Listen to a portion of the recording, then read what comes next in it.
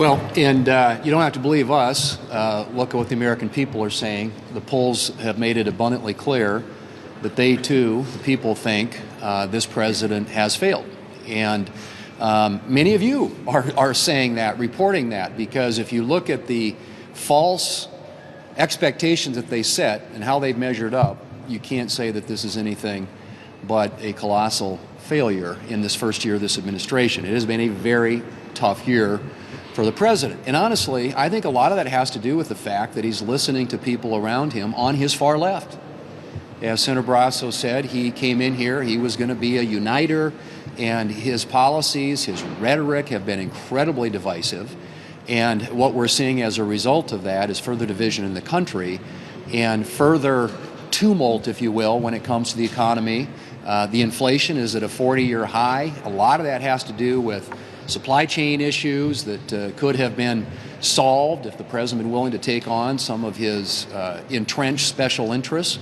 A lot of it has to do with, as Senator Barrasso pointed out, the energy crisis in this country. I mean, think about it. I was coming back from my hometown on Saturday, and my brother was driving, and we saw a sign for gasoline that was $2.99 a gallon. We're like, we got to stop and fuel this baby up. He drives a Suburban because we hadn't seen gas that low in a while.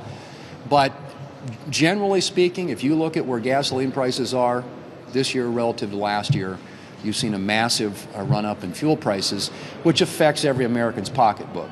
And when inflation is at 7%, think about that. That is a de facto pay cut. This is a Biden pay cut for every American family, because that's the impact that inflation has. And that inflation was created and fueled by this incredible spending spree that the Democrats have been on. The $2 trillion they spent earlier this year, the $5 trillion more that they want to spend, are all things that would do great harm to the economy, coupled with the tax increases that they want to add to that, and the $3 trillion in deficit spending. They would add $3 trillion in the debt if they get their way with this $5 trillion spending spree.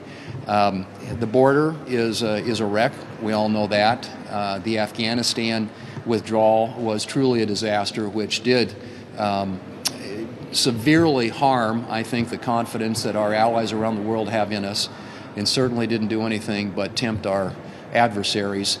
And you can see the evidence of that with what's happening in Ukraine right now. So pretty much on every level, you can go right down the list. This administration has been a failure. And I believe the only way they can fix and cure that is to quit listening to the far left, to get away from the radical agenda that is driving their decision-making process and come to the middle and decide to work in a bipartisan way, constructive way with Republicans on issues that really are of great importance to the American people, like jobs, like the economy, like inflation, like safe communities, like strong borders, and like a strong national security posture that keeps Americans safe, not only here at home, but our interests around the world.